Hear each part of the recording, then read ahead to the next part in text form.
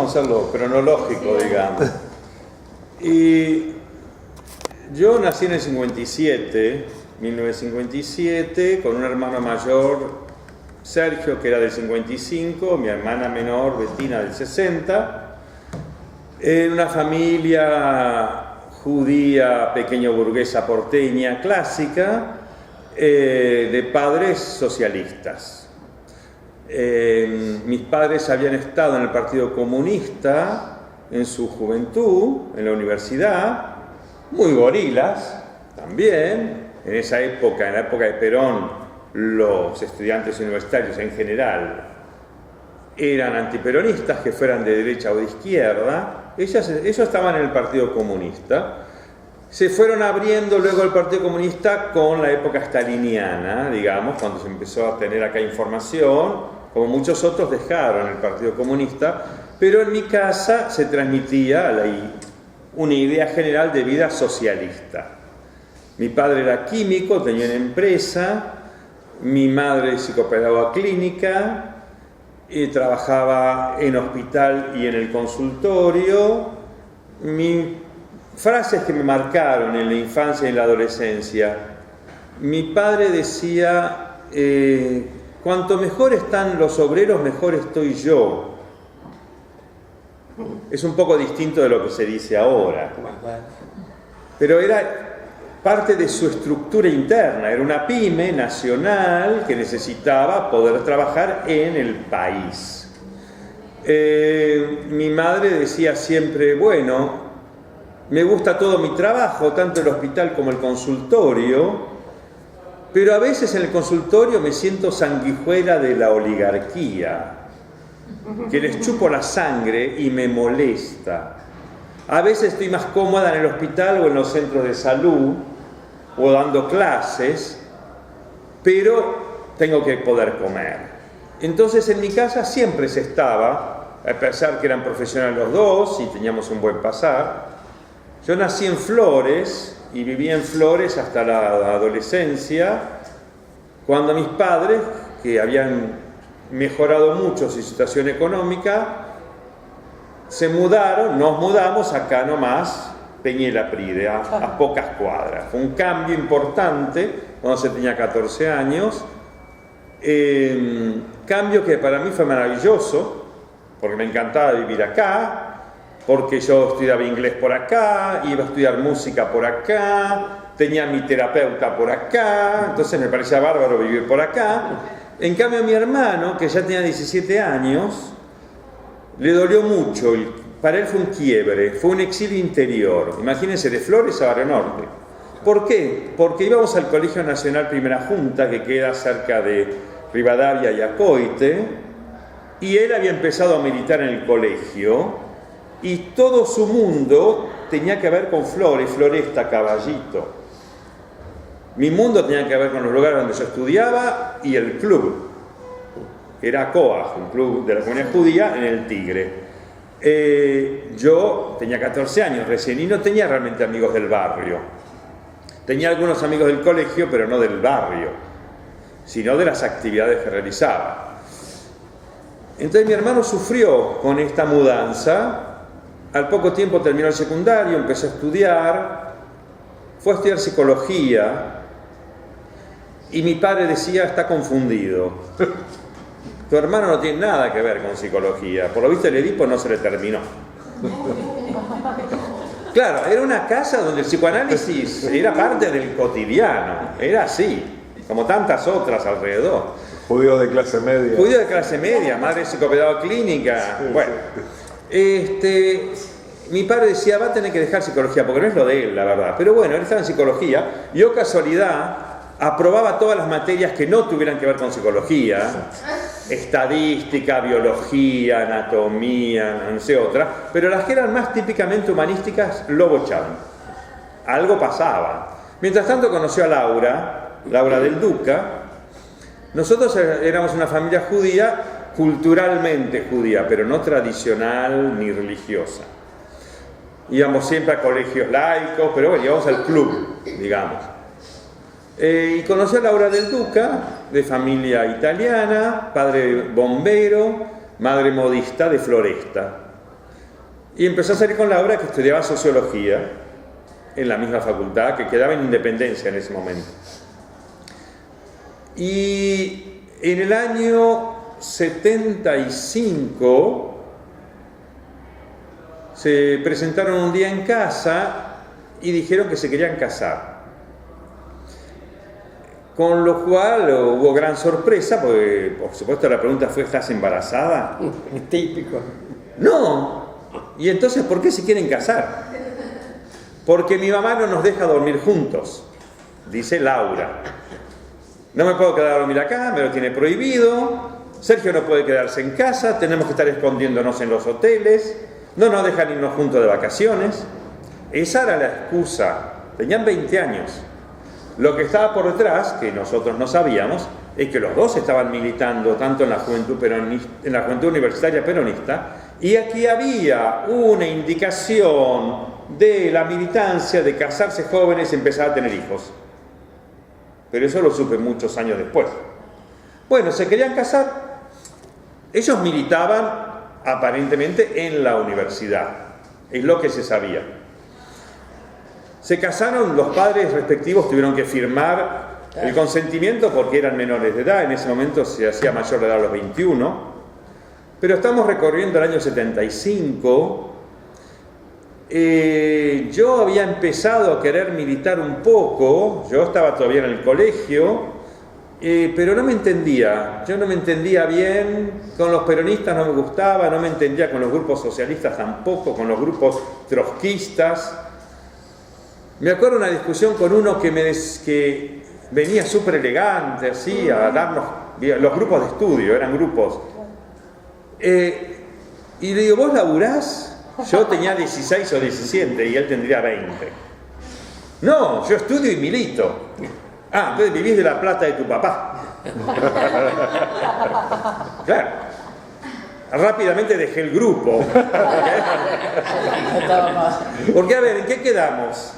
Mi hermano laburaba, mi hermano iba a la universidad y trabajaba, y Laura iba a la universidad y trabajaba, y también militaban, es decir, eran un poquito más coherentes, digamos. Pero bueno, el año 75 empezó a avanzar. Yo trabajé en el año 74 y 75 en el Centro de Salud Mental de San Telmo, donde había actividades recreativas para los chicos del barrio, de los inquilinatos. Y esa era la militancia donde yo pude enganchar, donde me di cuenta: esto es lo mío. Yo había hecho cursos de liderazgo de grupos en el Club ACOA, entonces sabía de actividades, sabía dirigir grupos, y ahí trabajé bien, y ahí me sentía cómodo y me daba cuenta que era lo mío. Pero con mi hermano teníamos discusiones políticas muy fuertes, porque en el año 75, como dijo Tati, la represión aumentaba, las tensiones internas aumentaban, la presencia de los milicos, las acciones de los grupos montoneros y PRT, era mucha tensión social y en las casas se sentía mucho. Mis padres trataban de mantener una posición más equidistante, yo era el que atacaba más a mi hermano por su militancia y él me atacaba a mí por mi aburguesamiento. Pero eran discusiones de un pibe de 20 con un pibe de 18. Y teníamos ese nivel de discusión. Me acuerdo de una discusión muy fuerte con mi hermano en que yo le dije: ¿vos seguís teniendo tu dirección legal acá? Por supuesto. ¿Y por qué por supuesto? Si no vivís más acá. Se había casado, se había ido a vivir con Laura. Si te vienen a buscar a vos, vos no estás acá, entonces estás poniendo en peligro a la familia. Y me contestó: primero el movimiento, después el individuo. Eran situaciones muy complicadas. Mi hermana empezó a militar en la UES, en la Unión de Estudiantes Secundarios. Te estoy hablando del año 75, en que ella iba al Colegio Normal 1. Y me pidió al fin del 75 ir a un normal Avellaneda. Yo iba a la número 1. ¿A cuál? Aquí en Córdoba. Sí. Bueno, ahí estaba ella, pero quiso irse a Avellaneda por indicación de la superioridad de la UES. Sí. Mis padres le dijeron no, te podés cambiar de colegio, sí, porque este es un colegio de burgueses, bueno, podés cambiar de colegio, pero en Capital Federal. Entonces se fue al Normal 11, que queda en Parque Patricios, donde se sentía más cómoda en su militancia. Aunque debo reconocer que muchos años después me encontré, hace no tantos años, fui al colegio porque me llamaron para una placa que pusieron en el patio y conocí a profesoras que la habían tenido. Y las profesoras me decían, nunca entendimos por qué tu hermana estaba acá. No tenía nada que ver. Vivía en la otra punta de la ciudad. Lo entendimos mucho después, cuando entendimos lo de la militancia, pero era evidente que tu hermana era sapo de otro pozo. Es decir, lo que quiero decir con esto es que había un tema con la proletarización que no cuajaba. En algún lugar, los militantes se engañaban con eso y yo no estaba de acuerdo. Yo consideraba que se podía hacer militancia sin pretender disfrazarte de lo que no sos. Esos son los niveles de peleas y de discusiones que teníamos con mis hermanos. Por fin llegó el año 76, la situación empezó a empeorar. Mi hermano en ese momento estaba en la ESMA haciendo el servicio militar, porque él hubiera podido evitar el servicio militar porque estaba casado, pero él pidió hacerlo por militancia. Y ahí yo entendí, efectivamente, el servicio militar era un semillero muy importante para poder accionar socialmente con los otros pibes. Pero él empezó a venir muy preocupado de que veían cosas raras. Ahora sé que sabía mucho más de lo que nos decía, que sabían que había detenidos en algún lugar en la ESMA y que estaban empezando a asustarse. En ese tiempo, a principios de junio del 76, una prima nuestra, que era un poco mayor que nosotros, pero no mucho, Patricia Chait, sobrina de mi padre, que era militante de Montoneros y que estaba en la Universidad de Arquitectura. Por supuesto, para nosotros era militante de la Juventud Peronista. ¿Ok? Bueno, Patricia fue secuestrada. Fue llevada a la comisaría del barrio donde vivía un día. A los 2 días, los padres la visitaron en la comisaría. A los 2 días la fueron a visitar. No, salió liberada. Además, habían firmado el registro. Liberada, nunca fue liberada. Eso fue a principios de junio del 76. Y entonces yo ya estaba en la universidad, estudiaba y trabajaba. Y mi padre me dijo, te vas de casa. Porque si vienen acá buscando a Sergio, te van a llevar a vos. Y le dijo a mi hermana tenía 15 años, tenés que irte de acá, entonces te vas a lo de la abuela. Van a venir acá, van a encontrar a 2 personas adultas durmiendo, o bueno, van a venir acá 2 personas adultas, porque ya se sabía de los secuestros. Se sabía que se llevaban a la gente de las casas o del trabajo. Bueno, me fui y me dijeron, no queremos saber dónde estás. Yo fui a vivir entonces a casa de unos conocidos que mis padres no conocían, porque eran padres de unos amigos míos, con quienes no había relación directa, y me presentaron al portero del edificio como un pariente del interior que venía a estudiar a Buenos Aires. Gente muy generosa, políticamente cercana, sin ser militantes. Y yo muy amigo de los hijos, de toda la adolescencia. Y así pasó el mes de junio y la mitad de julio. Yo me encontraba con mis padres en la calle o en la oficina de mi padre, me daba plata. Yo iba cada tanto durante el día a mi casa un rato a encontrarme con mi madre, así. Íbamos mucho a comer a lo de mi abuela, hasta que una noche llamó a lo de mi casa para ver qué tal todo, porque íbamos a ir a comer a lo de mi abuela. Esto pasó el 15 de julio del 76 en la noche y no contestan en mi casa, entonces dije, bueno, se habrán ido ya a lo de la abuela. Entonces llamo por teléfono a lo de mi abuela y mi abuela se asusta al teléfono y me dice, ¿quién habla? ¿Cómo quién habla? Soy yo, Daniel. Vení que te tengo que hablar. Y ha pasado algo. Pero fui a lo de mi abuela porque había mucha inocencia a la vez, mucho desconocimiento. Fui a lo de mi abuela y me dijo, esta madrugada, estoy hablando del 15 de julio en la noche, esta madrugada de la noche del 14 al 15, vinieron unos tipos con tu padre, se presentaron como policías y se llevaron a Bettina. Tu padre estaba vestido con pijama. Se fueron.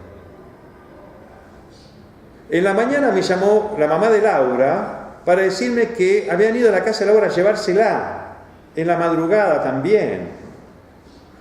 Y me llamó tal, un amigo de la familia, para decirme que estaba buscando a tus padres porque fueron con tu hermana a la casa de ellos buscando a los hijos de ellos, que eran amigos de mi hermana. No los pudieron llevar porque estaban fuera del país. Y se fueron. Y yo les tuve que decir que no sabía dónde estaban tus padres, porque se los habían llevado. Y yo fui a tu casa con tu tío, con el otro hijo de mi abuela, y la casa está destrozada. Y el portero nos dijo que pusieron una bomba en la puerta. Volaron la casa con una bomba. Yo le quise decir, el portero dice, yo le quise decir que les abría con mi llave y no quisieron. Volaron la casa, volaron los vidrios, robaron todo adentro, se llevaron el auto.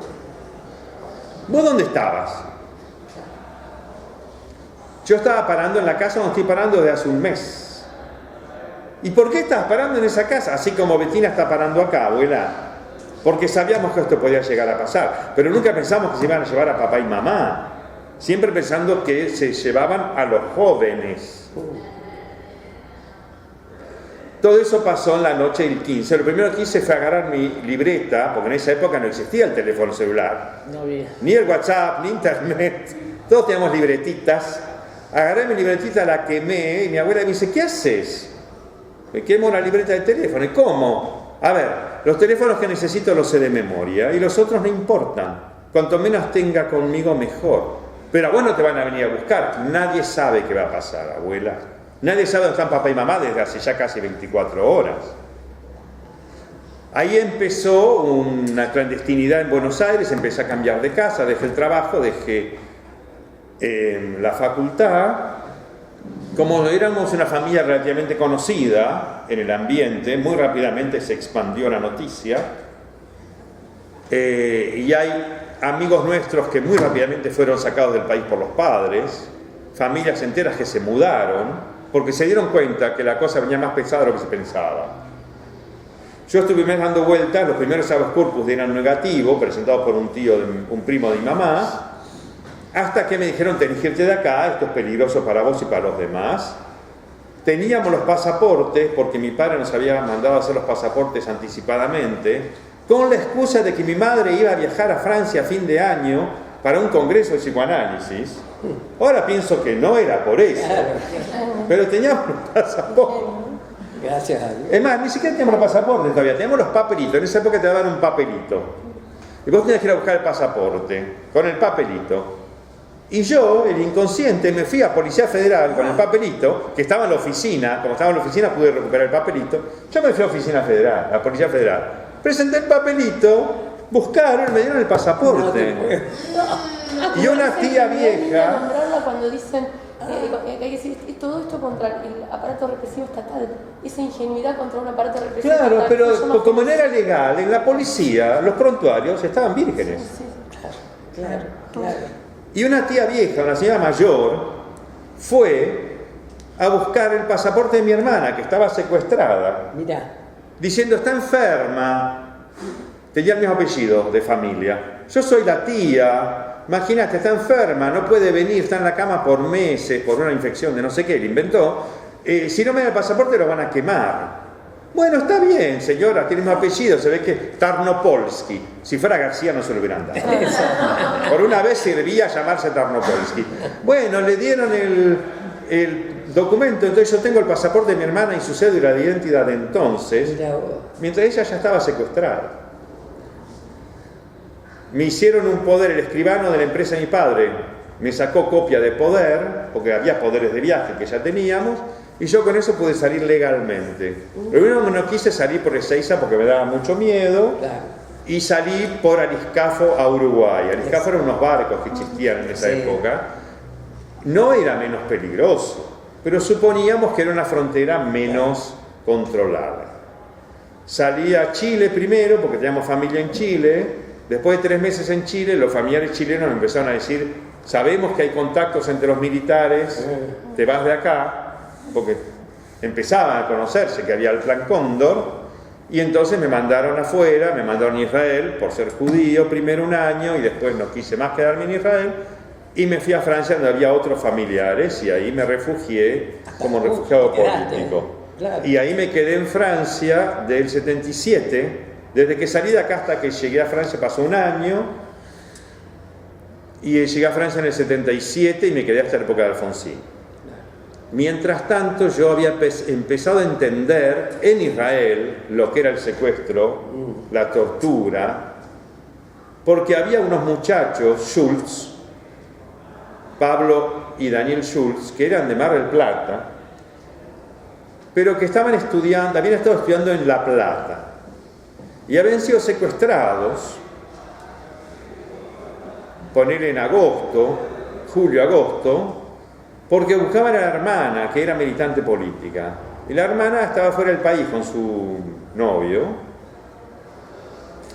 Y los secuestraron ellos dos y los llevaron a una comisaría en La Plata.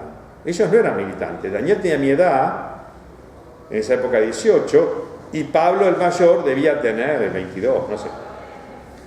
Y los secuestraron y los torturaron mucho para que dijeran dónde estaba la hermana o lo que sabían de la hermana. Y la verdad que no sabían nada, salvo que había salido del país. Por fin los liberaron. Ellos me los conocí en un kibutz, ellos llegaron como yo llegué a Israel en noviembre, ellos habían llegado en diciembre. Y Daniel me contó todo esto y le dije: bueno, pero si a vos te liberaron a tu hermano, a mis padres, mis hermanos también los pueden liberar. Sí, pueden, como decís vos, pero cuando estás ahí adentro, nadie sabe qué pasa. Nosotros estábamos tirados en unos camastros, en la comisaría, en unos sótanos, nadie entendía nada. Había gente que iba y venía, todos con grilletes, te torturaban de repente te trataban mejor. Nadie entendía, salvo que querían saber, tener información. ¿Y por qué a nosotros nos liberaron? No sé. ¿Por qué a otros no liberaban? No te puedo decir, porque no era muy científico el tema, era medio al tuntún. Tuvimos suerte, decidieron liberarnos. Pero había gente que de repente se iba, vos no sabías si se iba porque la mandaban a un campo, a una cárcel, la mataban, la liberaban, vos no sabías nada. Pero yo vivía con la ilusión. Claro. Eso es lo cruel. Yo tenía 19 años cuando llegué a Francia, me quedé ahí. ¿Cuántos tenés en tu familia, Dani? ¿Ah? Desaparecidos. ¿Cuántos? 5. Nombrá, ¿quiénes son? Mi papá Hugo, mi mamá Blanca, mi hermano Sergio, mi hermana Bettina, mi cuñada Laura y si cuento a mi prima Patricia son 6. Sí. Nombrar genera presencia, ¿no? Rescate de los líderes, a cada nombre hay que repetirlo, tratamos. Bueno, pero en Francia yo empecé a militar. Creamos el COSOFAM con otros familiares desaparecidos. Trabajaba en el CAIS, que era la Comisión de Solidaridad de Exiliados. Pero contá lo que COSOFAM, porque es importante. Primero lo importante es que en el CAIS, sí, antes que se creara el COSOFAM, un día apareció un rubiecito, simpaticón, cara de alemanote, año 79, capaz que el COSOFAM ya estaba creado, y venía, se presentó como hermano de un desaparecido. Y empezó a militar con nosotros ahí en cultura, en la sección cultura. Yo estaba en la sección cultura. La sección cultura era la sección de los apolíticos, los que no pertenecíamos a una agrupación política. Hacíamos propaganda, digamos, de lo que pasaba en Argentina. Y un día para el 25 de mayo nos pusimos a hacer empanadas. Y él haciendo empanadas con nosotros. Por fin llega el 25 de mayo, que si cantamos el himno, que si no cantamos el himno. Y él dice, ¿qué pensarían en la embajada si supieran que acá los militantes exiliados discuten si se canta o no el himno es de todos? Y yo lo miro y le digo, ¿y vos? ¿Qué carajo te importa lo que piensa en la embajada? Era un comentario fuera de lugar. Claro, se le escapó. Y una compañera que estaba ahí al lado dice, Daniel, no trates de ser compañero.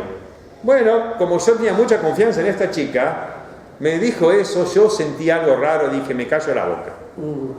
Y andaba él mostrando el pasaporte por ahí, como para confirmar quién era. Todo el mundo diciéndole, pero nadie te preguntó quién sos, guarda el pasaporte. Si acá inclusive hay gente que está con falso nombre. Por favor, ¿qué te pasa? Cosas raras. Bueno, a los pocos días me enteré que este era el famoso Astiz, que estaba ahí. Yo también. Claro, él se quiso Centro infiltrar. piloto en París. Sí, pero acá se infiltró. No, pero bueno, después de lo de Santa Cruz acá. Por eso lo de Santa Cruz fue a fin de 77. Claro. Esto pasó durante el 78. Estaba el centro piloto en París. Estaba en el centro piloto en París, se quiso infiltrar para denunciar a Claro. gente. Hasta que se vio ubicado y rajó. Perdóname, ¿no? Pero en Bettina sin aparecer es el libro donde relata la historia de la familia. Vos contás de una reunión tensa con Astiz, donde todos sabían perfectamente. Es esto. Claro. Muchos lo sabían, pero yo era de los jovencitos y naif. Entonces a mí me mantenían como a resguardo. Entonces después me enteré de todo esto y que había estado haciendo empanadas con Astiz. Otra cosa que me había parecido raro es que cuando terminó esa reunión del 25 de mayo, yo a un grupo donde también estaba este hombre, digo, bueno, ¿vamos a comer algo? Y una chica que estaba en ese grupo, que vivía con quien yo compartía departamento, me dice, no, estoy muy cansada, vámonos a casa. Bueno, dije yo, pero ¿viste cuando tenés cosas raras que pasan alrededor? Bien, era así. Otra cosa muy importante que pasó después ya, en el año 81, fue que aparecieron las primeras sobrevivientes. Ana María Martí, Pirles y Osatinsky, Martí y Pirles, tres mujeres que habían salido liberadas de la ESMA, camino a España, con el acuerdo teórico con Masera de que iban a hablar bien de Masera, como que era de los blandos del ejército, de la Fuerza Armada, pero un acuerdo más real con los otros compañeros detenidos desaparecidos en la ESMA, de que iban a denunciar todo lo que podían y que los que estaban adentro se le iban a bancar. Era un acuerdo. Ustedes denuncien, nosotros lo bancamos lo que pase, de todas maneras nunca sabemos qué pasa acá adentro. Ellas habían pasado tiempo ya detenidas, desaparecidas en la ESMA. Salieron liberadas y empezaron prendieron el ventilador y empezaron a denunciar todo lo que sabían que pasaba en la ESMA. Las conocí en Ginebra, donde supe que estaban, íbamos todos a presentarnos ante la comisión, ante Ginebra, con la gente de COSOFAM. COSOFAM era la Asociación de Familiares Desaparecidos y Presos Políticos, que estaba en todos los países de Europa. Así como el Comité Político, que era el CAI, Comité Argentino de Información y Solidaridad, era de militancia en general, el COSOFAM era de familiares específicamente. Yo conozco COSOFAM Barcelona, tiene el primer trabajo de investigación sobre los judíos desaparecidos de Argentina. Exacto. Y a nosotros los del COSOFAM nos mandaban mucho adelante, porque no era lo mismo ser un militante político que hablar de mi hijo desaparecido, mi esposa desaparecida, mis padres desaparecidos. Era otro impacto. Y íbamos siempre a Ginebra a hablar de Ginebra, de la situación catastrófica de las cárceles, donde moría gente todos los días en las cárceles, y la situación de los desaparecidos. Y ahí entonces, en este viaje a Ginebra, las conocí a las chicas, y ahí me dijeron que ellas sabían que mis familiares habían estado en la ESMA. Porque en la ESMA se hablaba mucho de los Tarnopolsky, porque no había habido otra familia. Después supe que sí había habido, pero pocas. Familia completa. Y que sabían que no estaban más, pero no me dijeron que estaban muertos. No sé si no lo sabían o no me lo quisieron decir. Me dijeron que habían salido, que habían estado y que habían salido. Los trasladaron a los huevos. Los trasladaron, pero no se sabía dónde, o si se sabía no me lo quisieron decir. Yo tendría 21 años entonces. Entonces fue la primera información oficial de que habían estado en la ESMA. ¿Por qué los habían secuestrado? Porque tu hermano quiso poner una bomba. ¿Y cómo saben ustedes eso? Porque a tu hermano lo filmaron autodenunciándose una vez preso, decían preso, no secuestrado. Una vez preso, él hizo una autodenuncia porque lo tomaron preso con otros 4. Entonces él se autodenunció para que liberaran a los demás. Y filmaron esta autodenuncia y entonces la usaban en tortura para que nosotras habláramos. Porque nos decían, si vos no hablás, a los tuyos le va a pasar lo mismo que le pasó a los Tarnopolsky, vamos a secuestrar a toda la familia. Que es lo que me dijo una vez, por ejemplo, Miriam Lewin, que me dijo, sí, por supuesto, a mí también me mostraron esa película.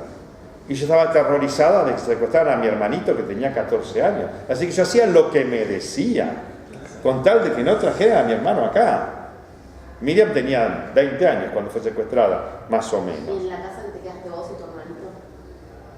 ¿Cómo? ¿Tu hermanito y vos quedaron? No, él quedó solo. Yo no tenía hermanito.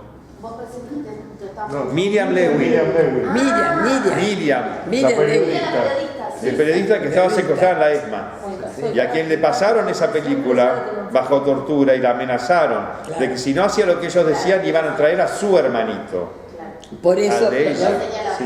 por eso, chicos, lo que está contando Daniel, jamás nosotras, las madres, línea fundadora, con las abuelas y familiares, jamás se nos ocurrió decir cuando iban saliendo los sobrevivientes que iban a la Plaza de Mayo y que ahí nos buscaban, pero nosotras, perdonen que repita esto, la línea fundadora, porque en el año 86 nos separamos de Bonafini, y entre las cosas que en la Plaza de Mayo, no nosotras, Eve, directamente les decía, por algo será que están vivos, por algo será.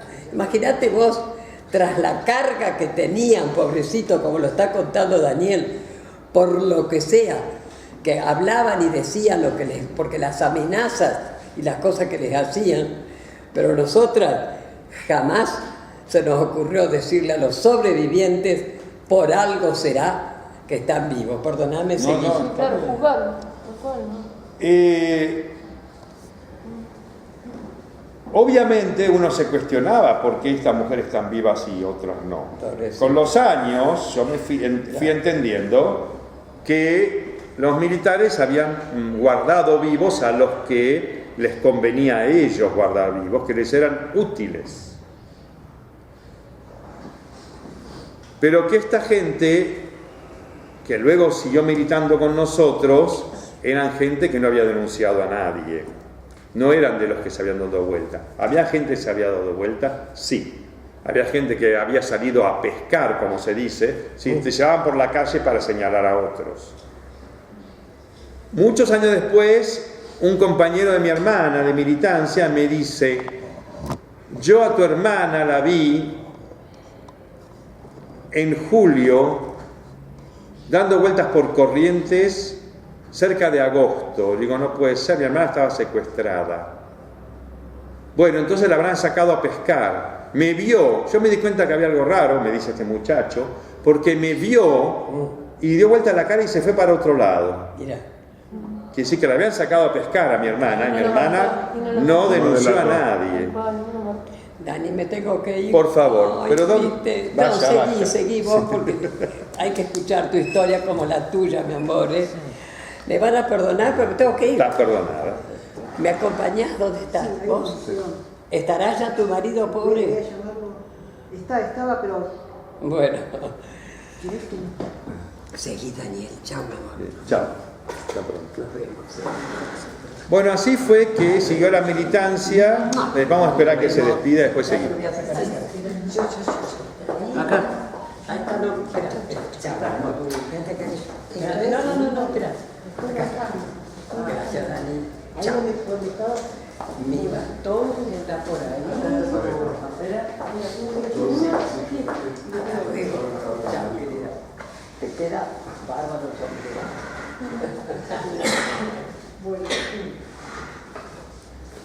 Yo acompáñame. No, quedate filmando. Le indico a los que... Sí. No, acercate. Gracias. Hasta luego, chicos. Gracias. Bueno, no sé cuánto tiempo tenemos, porque yo puedo seguir ahora. Tenemos Yo seguiría ahora escuchando. Claro. hasta las 6 tenemos. Bueno, Yo lo que me gustaría es que Sí. cuentes también el tema del juicio a Macera, Bueno. porque es importante.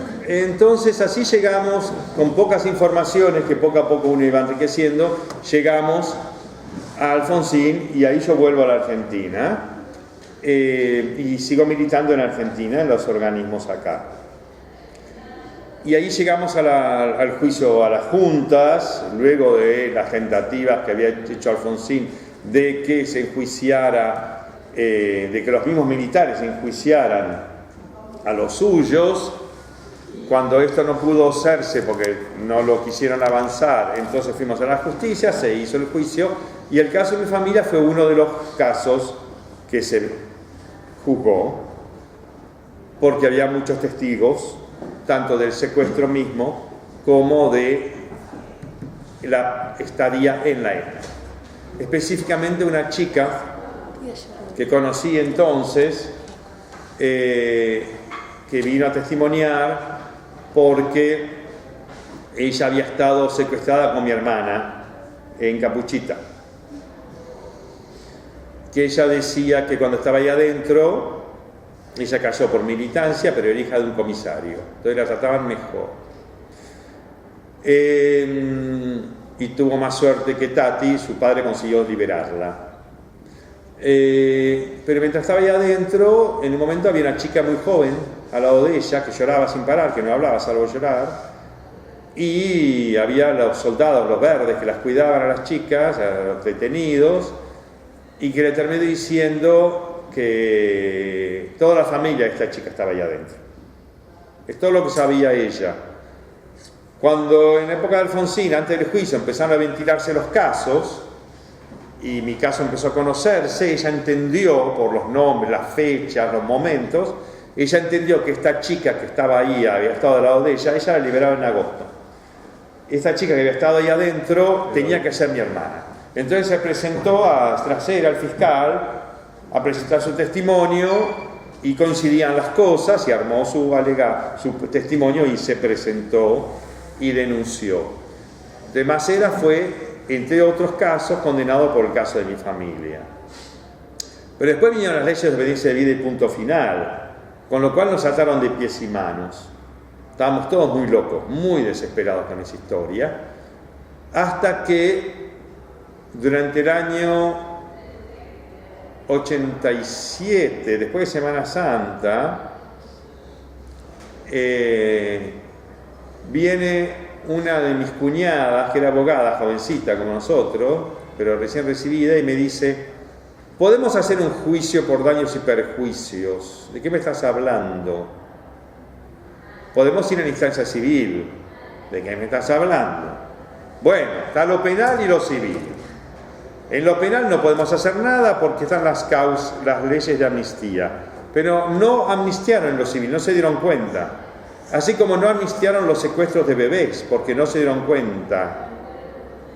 Entonces, ahí se va a poder avanzar. Y en lo civil también podés avanzar. ¿Y de qué me sirve a mí? Por plata, le digo. Y sí, por plata, para joder, para hacer ruido. De otras formas no vas a ganar. Pero podemos hacer el juicio. Y empezamos el juicio a fin del 87.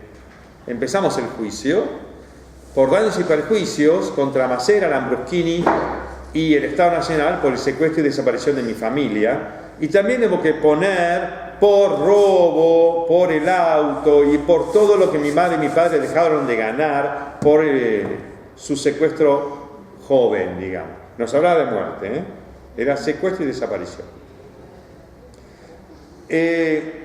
Empezamos el juicio. Al principio a ella la bastardeaban como joven abogada. Los abogados de Macera, Lambruschini y el Estado ni contestaban los escritos. Había que relanzarle 1000 veces. Los jueces le perdonaban a los de la defensa. Es decir, yo era ¿cómo se llama? Querellante. El querellante, lo defensan a los otros. Le disculpaban todo, le volvían a dar plazos. Bueno, al final avanzó el juicio y el juez, 7 años, la primera instancia, hasta que el juez Garzón Funes, se llamaba, ahora ya es un señor mayor, sentenció en mi favor. Y dictaminó que Macera, Lamborghini y el Estado eran simplemente responsables del secuestro y desaparición de mi familia y de mi exilio, de mi sufrimiento moral, psicológico y de los bienes perdidos y de su desaparición que seguía sin respuesta. Si bien yo había hecho, hasta ese momento, yo había hecho la presunción de fallecimiento para poder hacer la sucesión, el juez dictaminó que eso era evidentemente era por un tema puramente administrativo, pero que ellos seguían desaparecidos. Fueron obviamente Lamborghini y Macera y el Estado a Cámara. Ya estábamos en la época de Menem, habían pasado 7 años, desde el 77 que lo empecé, del 87 al 94. Fueron a Cámara, la Cámara disculpó a Lamborghini por obediencia debida, porque en la época del secuestro él era el segundo, entonces no era responsable. La Cámara condenó a Macera y al Estado, de la misma manera que el primer juez de primera instancia, a cambio, en la primera instancia se habían olvidado de mi hermana, habían condenado por mi papá, mi mamá, mi hermano, no por mi cuñada, porque la familia de mi cuñada no quiso participar en el juicio, entonces yo no pude hacer por ellos, y yo había hecho juicio por mi padre, mi madre, mi hermano y mi hermana, como heredero obligatorio. Y se olvidaron en la sentencia de mi hermana, entonces sentenciaron por estos 3. Entonces, cuando fuimos a Cámara, mi abogada recordó que mi hermana era parte. Entonces la Cámara disculpó a Lamborghini, consideró que el tiempo de sufrimiento, entre comillas, no sé cómo llamarlo, terminaba en el momento en que yo había hecho la presunción de fallecimiento, que ahí tenían que considerarse fallecidos. Por consiguiente, toda la pena debía correr desde el momento del secuestro hasta el momento del supuesto fallecimiento. Sin un cuerpo, me parece. Sin cuerpo, pero como ya he dicho la presunción de fallecimiento, entraron por ahí, pero a la vez agregó a mi hermana, que faltaba en la primera instancia, con lo cual compensaron, entre comillas. Fueron a Corte Suprema, estaban obligados de la Corte Suprema porque era el Estado que estaba condenado. Si ustedes leyeran los alegatos del fiscal, procurador general de la Nación, era aberrante, era peor que Macera contra mi persona. Hablando de las arcas del Estado, imagínense si otros hacen lo mismo, lo que va a ser de las arcas del Estado, pagando indemnizaciones absurdas. Bueno, la Corte Suprema, después de muchos años de cajoneo, terminó dictaminando. Estamos ya en la época de López Rega. Perdón, López Rega fue el secuestro. El que vino después de Menem, De la Rúa. de la Rúa, perdón. Terminó dictaminando en mi favor contra el Estado y contra Macera y sentenciándolos a pagar una indemnización contante y sonante. Era la época de Menem todavía. Lo que pasa es que después empezó el juicio de bienes de Macera para ver qué se le podía cobrar. Mientras tanto había salido la ley de indemnización a familiares desaparecidos. Que hizo Menem. Reparatoria por pedido de la OEA. Y me habían dicho que en parte mi caso era uno de los que había llevado también a esa indemnización. Yo había rechazado la indemnización. Yo hubiera podido entrar en la indemnización, era durante la segunda parte del juicio, cuando estaba en Cámara, pero si yo entraba en la indemnización, perdía la posibilidad de atacar a Macera. Entonces yo dije, prefiero no cobrar nada, pero yo quiero seguir. Entonces seguí. Y al final ganó. Y Masera tuvo que pagar. Encontramos, todo estaba a nombre de sociedades que eran inembargables, pero encontramos un edificio acá en San Martín de Tours y Libertador que era propiedad de Masera. Entonces embargó ese edificio, el departamento, para que pague la deuda, la pena.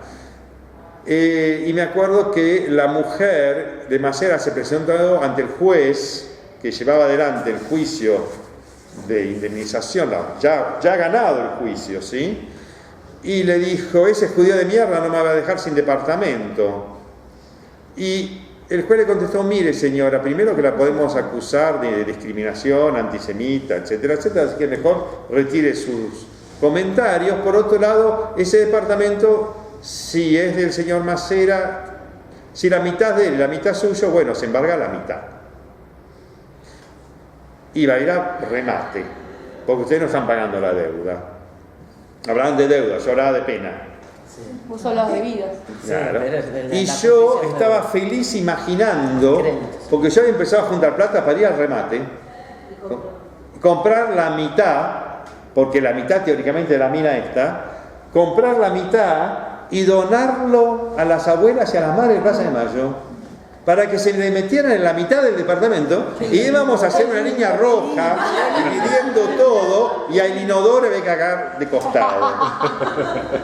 Bueno, nos jodió porque primero que al final no era de ella, sino que era solo todo de él, así que había que embargar todo y vinieron a pagar. Al final de cuentas porque perdían el departamento. Así que no pude hacerlo, pero La idea está. buena. La idea Está está. presente, Igual grano. yo me he enterado que también tuvieron su casa las abuelas. Sí, lo que de todas maneras doné, la parte que Masera pagó, la doné a abuelas de Plaza de Mayo. Es un gesto que quiero que se sepa. Sí, es que son, sí, total. Bien. Porque se utilizó para dividir a madres también. No, No, las no, eso abuelas, en el caso de abuelas. abuelas, digo. Abuelas. No, Sí, esto sí. se utilizó. Sí, Sí, el sí, tema sí. fue un tema muy común. Y yo doné la parte de Masera a abuelas de Plaza de Mayo. Sí, sí. Bueno, lo dejo ahí porque puedo seguir eternamente. Que